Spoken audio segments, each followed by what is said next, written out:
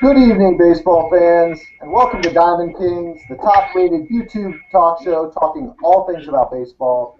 We're in the middle of a big pennant race, and there's lots of things going on. We have about 6 more weeks of action to go. There's probably about 16 teams right now fighting for 10 playoff spots, so that's more than half the teams are still in this thing. In particular, the AL East is going to be an epic battle down the stretch with the Yankees and Jays.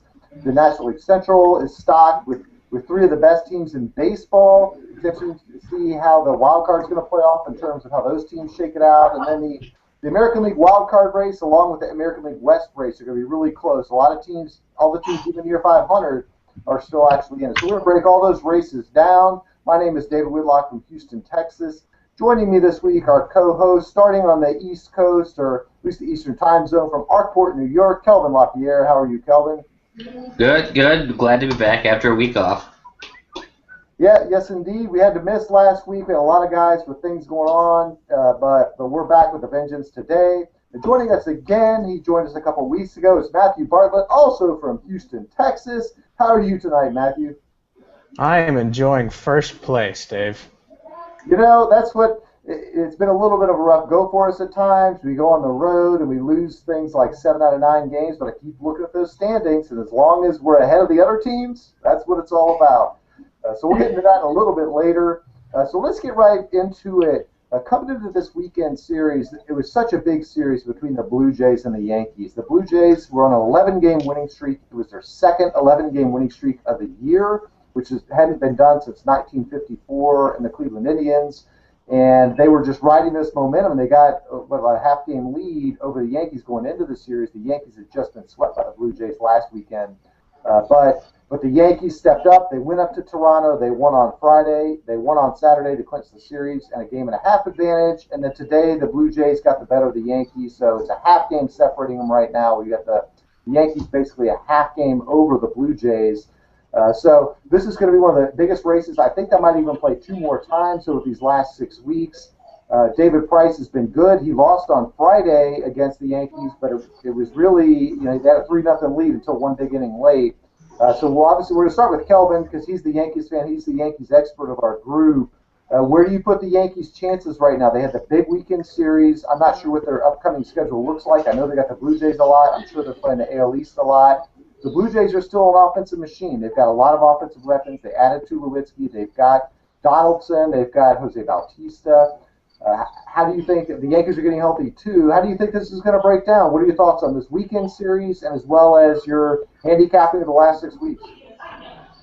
Well, if you look back at it, I said after the All-Star break that Toronto's offense is going to be there the rest of the year after going out and getting Troy Tulowitzki and adding him to that lineup with a Jose Bautista, Josh Donaldson, and all that. It was the pitching I was worried about. Yes, they went out and got David Price, but after David Price, who are you really scared of in that pitching rotation? Burley hasn't been the same pitcher as he was last year. R.A. Dickey hasn't been the same pitcher since his Cy Young season with New York. Troy Tulowitzki, if he stays healthy, that offense is the best you're probably going to see in the American League, and Kansas City's a close second.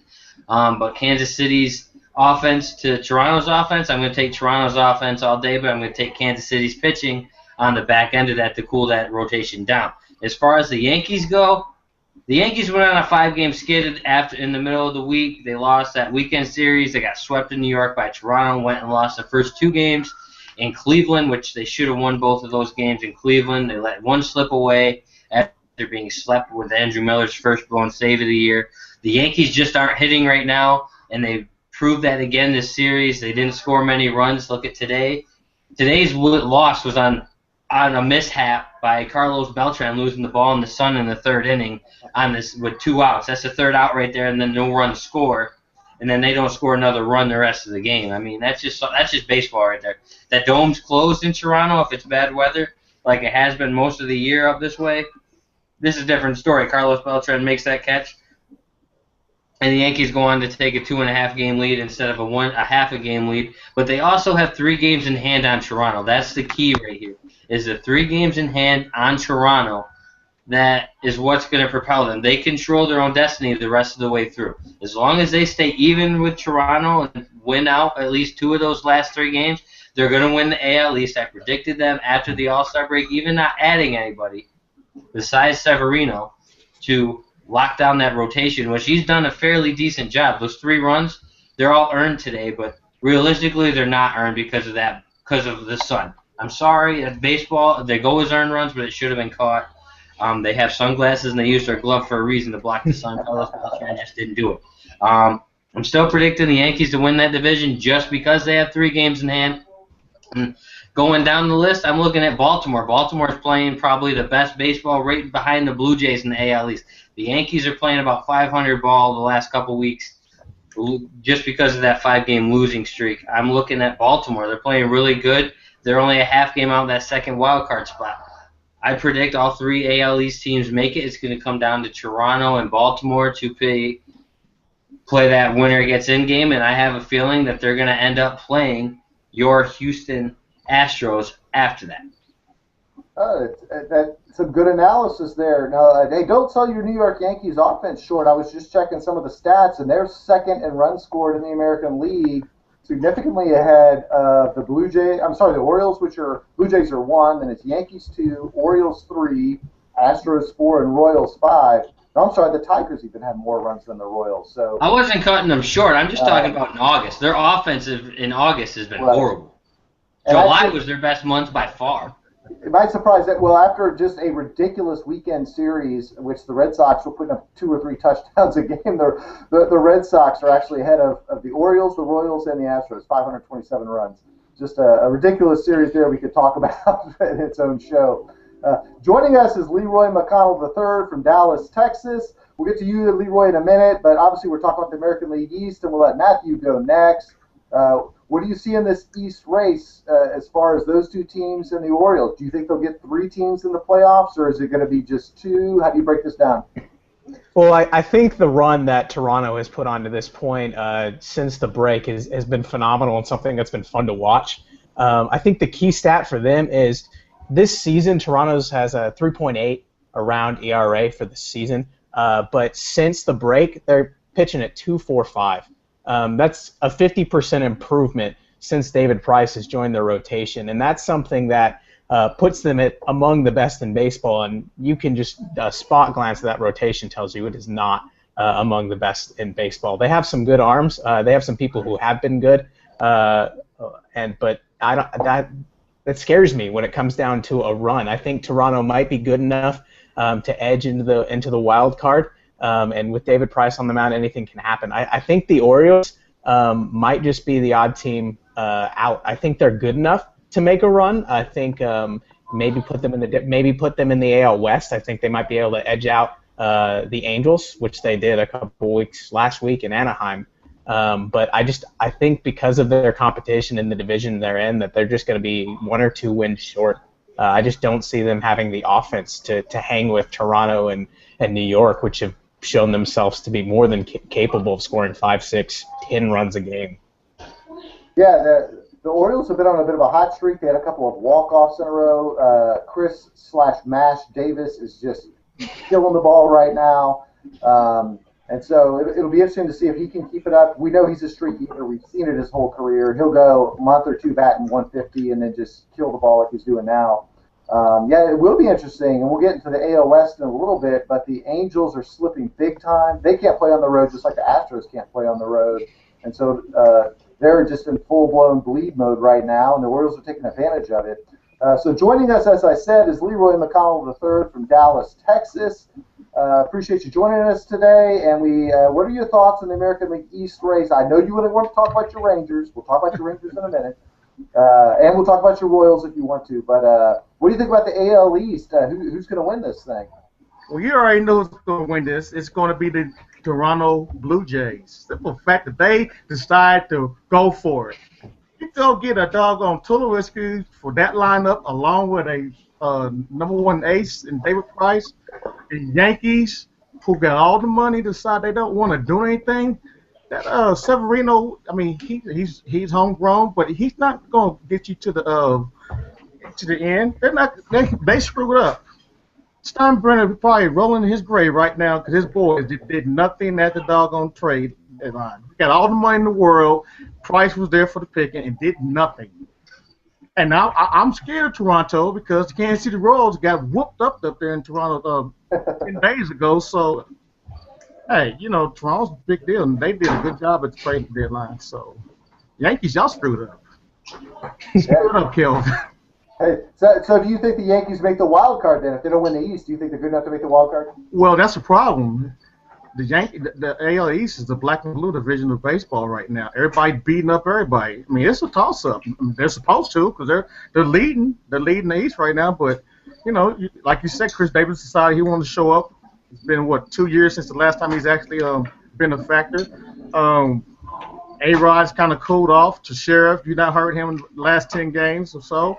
Ever since they had that streak when they had 9 runs a game, they've done nothing. I mean, if anybody got to worry about the offense, this is the New York Yankees offense. They disappeared all of a sudden, and they're deep and they're pitching. No one's afraid of their starting 5. No one in baseball is scared of the starting 5. CC has been. Ask Toronto about Tanaka. See if they're scared of Tanaka going into a series. Hey, Toronto's scared of nobody. Toronto's scared. They were a little scared yesterday when they faced Tanaka in the complete game. 1 game. Then Severino They won 13 out of 15. They won 13 out of 15. They're supposed to lose eventually. And who are those 2 losses to out of those 15 games? Hey, who cares about the AL East? Who's got 70 wins right now? Thank you. Y'all playing for second place anyway. Hey. All respect to the Royals, but I think the AL East, I think Toronto is a team that can take the Royals. They already beat your team once. That's right. You're still playing for second. See, it all comes down. They got to come down to Kansas City. We got the home field advantage, and though we don't score a lot of runs, we will shut them them batters down in KC. Yeah, we'll see. You got rid of Brandon Finnegan. Yeah, that might have been a mistake. So your hero from last year to get you in to the World Series last year.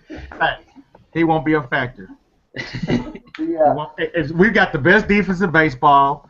We'll shut you down. We get to the 6th inning, the game's over anyway. You know that. So what's with New York? You get to the 6th inning with that bullpen, the game's over. All right. The other day, I was counting on the Royals to hold on a lead against the Angels, and they had like a 3 or 4 run lead, and those idiots. Okay. They got us, David. They got us to game 1. But what happened to game 2, game 3? Yeah. We shut them down. They had no offense. I don't know about this bullpen. Hey, watch tonight because I'm watching. Hey, we'll be in KC. We'll be in Coffin Stadium tonight, and you just watch what happens when we shut them down for the third time. Last time Kansas City was on primetime, they got blown out. Hey, only thing I'm worried about Kansas City right now is they got too big of a lead in the AL Central. And might get a little lackadaisical. Yeah, they only got a 6-game lead over second place, and the Yankees still have 2 games in hand on Kansas City. That means they only got a 4-game lead. Hey, the Yankees ain't did nothing against Kansas City. This ain't 1998. There's no Jeter walking through those doors anymore. Well, thank God. Like I said, no one's scared of y'all pitching. We don't want it to be 98. Don't make me mute you guys. We're going to move on. The one thing I want to add to this is that the Blue Jays are a really, really good team at home. The Astros face that. It's interesting that you mentioned the losing the ball in the sun because the Astros had a play that we lost a key game there that the ball was popped up to second base and it got lost and bounced on what was almost an infield fly rule, but there was only a guy on second. They know how to win there. The fans are coming out in Toronto, so home field's going to be big. We've alluded to it a couple times. Will the Royals? I think the Royals will have home field throughout, but will the Astros have to travel on the road to a team like the Royals in the first round? Will the winner of the AL East then maybe face a wild card, or will the Royals face the wild card? It'll all be things to decide. But we're going to move to the National League now before we all kill each other. Dave, let me say one thing before you go to the National League. You better watch for the Texas Rangers because they 1 game out of the wild card. All right, that's our third subject. We're going to talk about the Rangers. Okay. Third subject. So the thing I want to talk about in the National League is the fact that the St. Louis Cardinals have run away with the entire league. I mean, they have the best winning percentage in baseball, even better than the Royals. Sorry, Leroy. But if you look, the Pittsburgh Pirates have been this team that everybody said, the Pirates are just kind of muddling along. They've got the second best record in the National League. And then now with this Cubs winning streak that they went on like a 9-game winning streak until it got snapped today by Chris Sale in Chicago, the Cubs have the third best record in the National League. So my question to you guys is, I think all 3 of these are playoff teams. You might argue that the Giants might get on a run and bump one of them out. But is this fair? Should the Pirates and Cubs have to play in to a deep series when you have teams like the Mets and the Dodgers that aren't even as good? It seems to me, do we need this sort of socialistic NBA plan where you throw out the divisions now and you just see teams based upon record, and you'd make maybe the Dodgers play the Mets if that's a play-in? I mean, they're not as good of a teams. I mean, how does this shake out? And Matthew was left out of that last brouhaha, so I'll go to him first. What do you think about the National League Central, our former division? I do have to say, when we left the Central for the American League West, everybody said, "Oh my gosh, they're leaving the easy division, going to the hard division. They're going to get their butts whooped." Oh, hey, I'm looking down at everybody. And times change. Right now, and that National League Central was always a tough division. You always had the Cardinals, you had some Cubs, had some good years there, the Pirates, sometimes the Reds. So what do you think about the NL Central and this whole, the way the playoff race is shaking out? Well, I think you had 2 points in there, Dave, and just like you said, when we left and we went out to play the mighty Angels and the mighty team over in Arlington, it was a terrible decision. How could they sell the team and move out there? But we look back, and the Pittsburgh Pirates are an elite team in baseball. Feels like it's been a long time since we've been saying that. I think the seeding argument, it kind of makes sense because you have the Nationals and the Mets who are kind of fighting over scraps at this point. I mean, they're not bad teams, but they're not as good as the Cubs or the Pirates. But I think the difference you have with seeding like that, and if you look at the NBA who's going to that model, you have the Cavaliers in the East and then nobody. But you have several good teams in the Central, and you have a couple other. You have the Dodgers, the Giants, some other teams that might throw their name in the ring from year to year. But I think there's just too many good teams to start looking at that as moving it around. But I would like to say that it's got to make for some of the best baseball going down the road. I think for the teams, yeah, they want to have an easier road to the World Series. The Cubs don't want to be sitting in third place with one of the best records in baseball. But for the fan, for someone who's observing and watching, man, I want to see who gets out there. I want to see who wins that division. The Cubs have a top 5 pitching staff since the break, and they've scored the 3rd most runs in the American League. They're playing like a team on fire, like the Toronto Blue Jays are, who can't be stopped. And whether or not the storyline of will they be able to go through and win that division, I mean, winning it is probably not going to happen with the way the Cardinals are playing and how big their lead is. But I don't know. They're a team that if you get the right rotation and you get the right hops, they could be playing in October. Yeah, what you say is right in terms of all of a sudden you're looking at like a wild card game that could literally, just like last year, both 2 wild card teams made the World Series. So the wild card game, if you can get past if the Cubs and Pirates, they'll throw out Garrett Cole, and if the Cubs are smart, they'll throw out Jake Arrieta. That would be an epic matchup, and the winner could literally be a favorite. They will beat up whoever they play next. They'll beat up the Mets, they'll beat up the Dodgers, and they'll probably play the Cardinals in that series. So good points around. Kelvin, what do you think of the NL Central race and the way that things are seeded? Should there be any changes, or is this just, that's part of it? If you don't win your division, you got to play your way in. Uh-oh. Hang on. All right. I muted myself. So look at the NHL. The NHL's been doing this for the past few years. They reseed after each round based on who wins and who doesn't win. They reseed it, and then they go by it. It hasn't really panned out the way they want it to because you still have the major upsets that happen. That's what baseball is all about. The underdog. Does the underdog prevail? Look at Kansas City last year. Nobody gave them a shot going into the wild card game. They all picked that they were going to lose that wild card game, and then they go out, they win it off the back of Bennigan, who I picked in the draft last year. He goes out, he shuts down the door after their starter gives up 6 earned runs in the first 3 innings. Finnegan gets them to the 7th inning that allows them to get to the back end of that bullpen, which nobody's going to argue is a great back end of the bullpen. Arguably one of the top 2 in the American League in that whole division. As far as reseeding goes, I can't say I want to see a reseeding just because I like that underdog story. Look, when was the last time the Cubs won the World Series? In 1903. What were they? What was their seeding going in? Did they have that type of seeding back then? Probably not. No. It was just go out and play, and whoever wins, wins. But I'd rather see it stay the way it is. But you got to look at the Cubs are going to play Pittsburgh a few more times.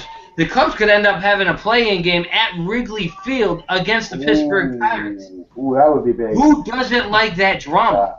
They got Yeah. to play them just as many times as the Yankees got to play the Blue Jays down the stretch. I mean, that's why this was set up like this 2 years ago after the NFL went to it, and did it so that the last 2 weeks of the season are divisional games to make it meaningful in the NFL for most of those teams for seeding purposes. You do that with baseball, and look what happens. It's coming down to the same thing like it has the last couple years with the divisions. Cubs could play Pittsburgh in Pittsburgh the final week of the season. I can't remember the schedule exactly, but it's a 3-game set. If they're within 2 games, they sweep that series. They win the second wild card spot, and you could have Pittsburgh going to Chicago and Wrigley Field, the revamped Wrigley Field, to hold more people.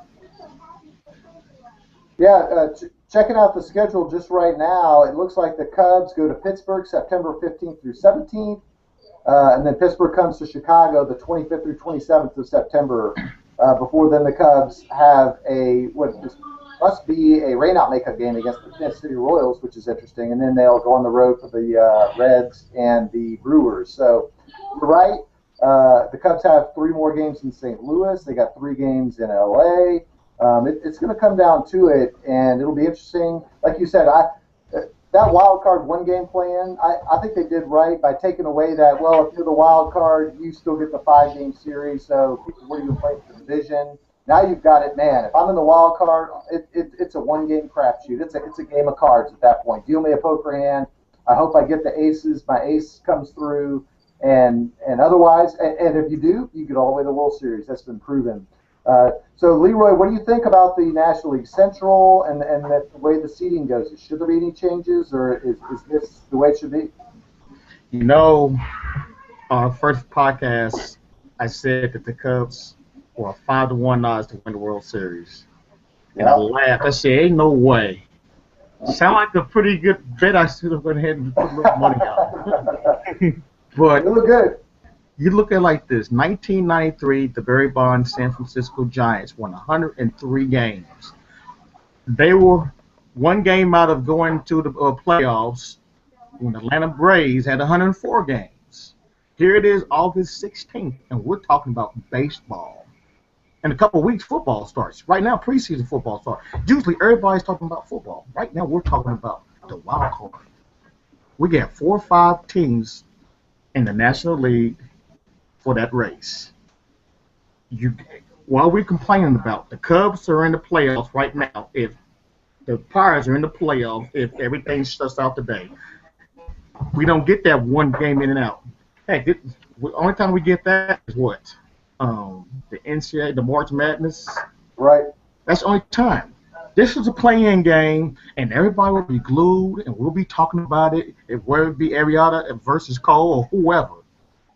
But we get that. We get that opportunity. It's one of the smartest things Buzz Stiller did before he stepped out here. The playoff is making teams on the East Coast, and making teams down here down south, make teams out west interested in baseball still to the last day of the season, and that's what we need. So I don't have a problem with it. Like my team still has an opportunity to make the playoffs every now. So I'm interested, I mean, because generally, August, I'm looking for the Cowboys to start playing because, the Rangers wouldn't be in there or Kansas City wouldn't be in there to watch the Chiefs. Right now, we're talking about baseball, and that's the most important thing right now. And that's a great point. And on the intro section, I think it was that before you got here, we talked about it. I believe there's 16 teams right now still alive. So you have more than half the teams in baseball, down to the Giants, the Twins, the Tampa Bay Rays are still in this because of the second wild card. That you've got this action. We talked a couple weeks ago at the trade deadline about the Rangers, and now we'll transition to talk a little bit about the American League West and wild card race. We were kind of chastising the Rangers. What are they doing getting Cole Hamels? This doesn't make sense. They're out of it. Look at them in the standings. Suddenly, they're the team that's winning. They've won 3 or 4 in a row. They're now closer to the Angels than the Angels are to the Astros.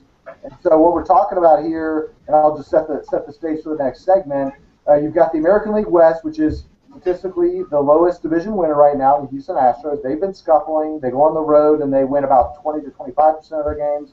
Then at home, they win 75%. So they're playing about 500 ball, 10 games over 500. For comparison, the Giants are more over 500 than the Astros are.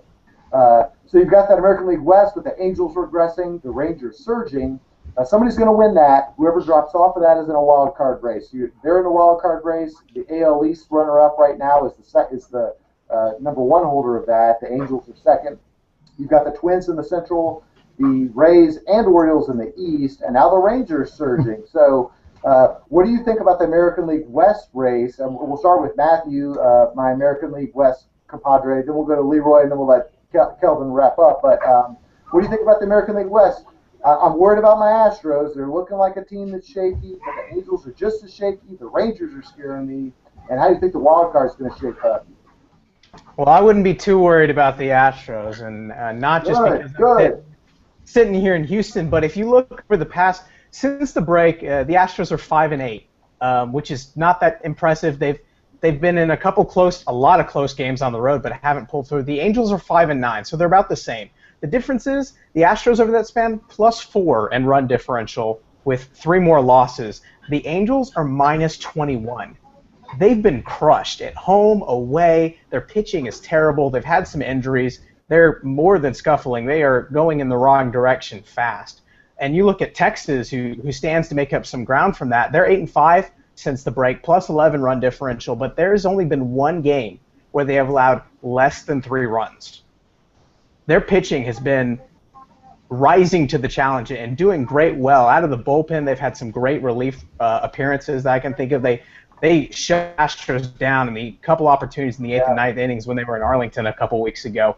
But that's a team that I don't look at as having a bullpen that's elite, that's having a bullpen that can carry them down a playoff race. I think they're playing above their heads right now. I think they very well might catch up with the Angels just because the Angels are floundering. And they've kind of the model of let's go sign Pujols and Trout and have the superstars to carry us is not working out like it's working out in New York right now. They have the money, but it's not panning out. So I think the Astros are safe. I think the telltale stat is how close they've been. That yes, they've been awful on the road and they haven't gotten that key hit. But we saw a walk-off from Jose Altuve today. We've seen a couple big home runs from Colby Rasmus. We said Jed Lowry come back in the lineup and start producing. You throw in George Springer, who's one of the best young outfielders in baseball, who gets on base. I think that turns the Astros offense just enough. It doesn't have to be elite. It doesn't have to be Toronto's because their bullpen, that's another story of who's going to blow the save on what particular night. But they don't have one glaring weakness. They got a couple guys who have struggled, and the starting pitching has been lights out. Everybody's going 7 innings. Or at least 6. Nobody's allowing more than 3 runs. They've all been phenomenal, and it's just been 1 or 2 key hits they're lacking. I think that's enough to put them over the edge, and they're a team that I think is playing way under what their potential is. So I think the Astros are a lock for the division at this point. I know it's close, but I don't see them faltering down the stretch in the key games. I think they'll be able to hold on to it. Yeah, very good points all around, especially getting George Springer back, who was cleared for baseball activity. I mean, I think all signs point to September 1st with the expanded rosters when he might be ready after a minor league stint. I think the stats you were quoting in the second half were August stats because you were saying like 5-8 or things like that. Oh, yeah, sorry. My numbers mixed up. But it is valid that none of the teams are playing really well except the Rangers. And so, Leroy, what's the feeling up there in Dallas? Are people getting behind this team? Or as you said, are they paying more attention to Tony Romo and Brandon Whedon and contracts for Desmond? Because the Rangers lineup scares me. And I'll tell you, when we played them, when you look at a Josh Hamilton batting 6th or 7th, you've got a hot Mitch Moreland. You've obviously got the sluggers in Beltre and Fielder at the top of the lineup. You've got DeShields who's setting things up. I mean, you go up and down that lineup, and Elvis Andrus is batting 8th, and you're like, dang, where's the hole in this lineup? That's what you said.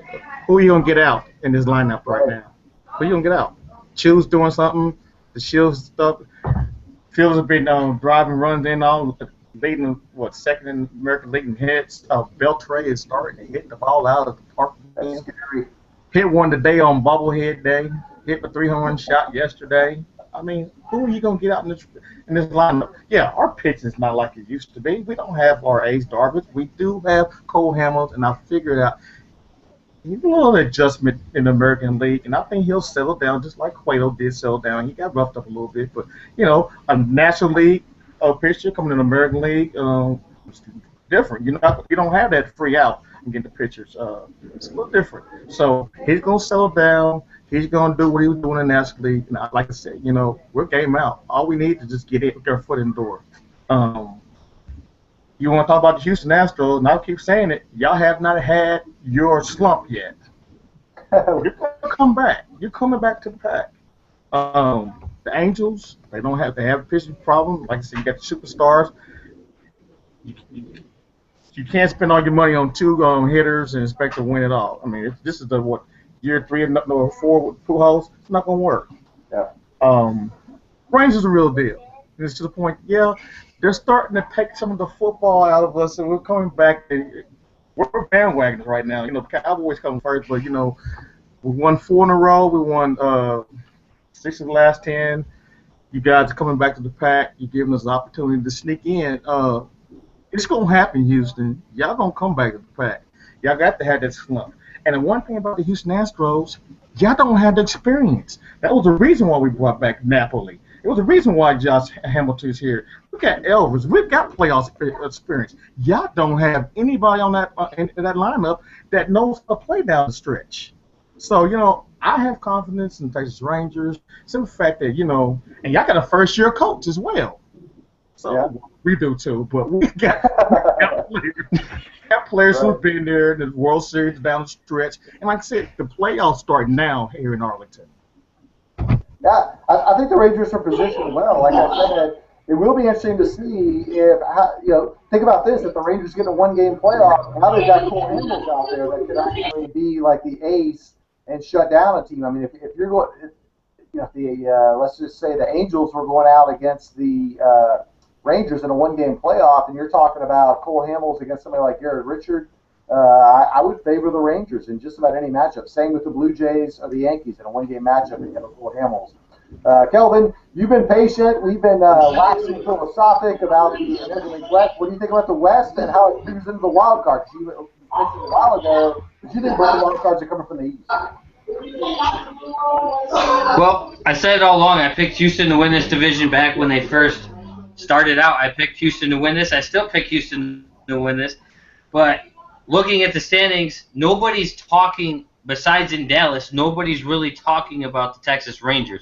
Is it a fluke what they're doing right now? Probably not. They got that lineup, like you guys have said. They've got that pitching rotation that's not the greatest, but you go out and add Cole Hamels, who's got a World Series championship on his ring. He knows how to motivate a pitching staff, just like you send a David Price up to Toronto, who's pitched in a World Series, hasn't won it yet, but he's pitched in the World Series, and he's taken that up to Toronto. You got a Mike Burley on the Toronto Blue Jays pitching staff as well. But as far as it goes with Houston not having anybody, let's not forget who's there running the team right now. If I'm not mistaken, it's Sir Ted Nolan.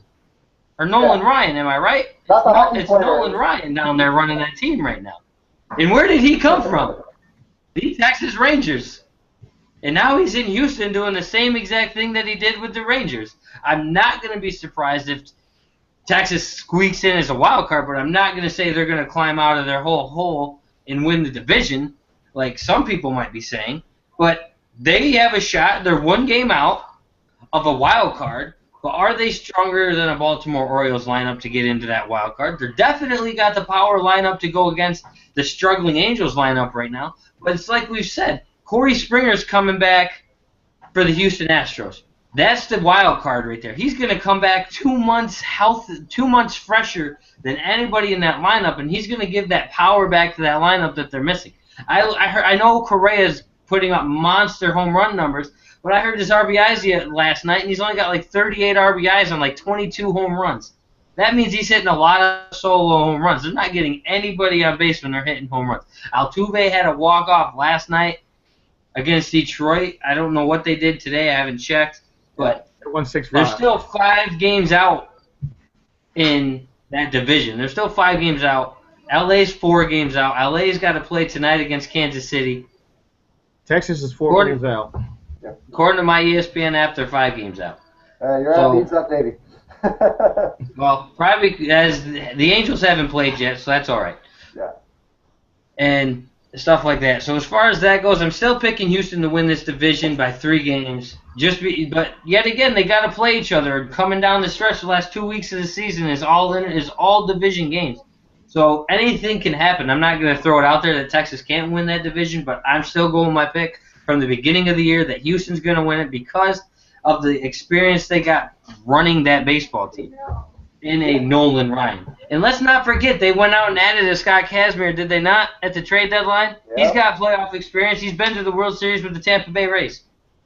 He's got the experience. And then you got the AL winner, well, who should have won the AL's winning last year. He should win it this year. And Kubra there. I think that's how you say it. Keuchel. Keuchel. So I'm still predicting that those two pitchers are going to lock it down for the Houston Astros. They're going to get back on track. They're like the Yankees right now. They're not hitting. And when you're not hitting, you're not going to win many ball games because your pitching can only do so much for you. Look at the Yankees the last 2 weeks. Their pitching has not been horrid.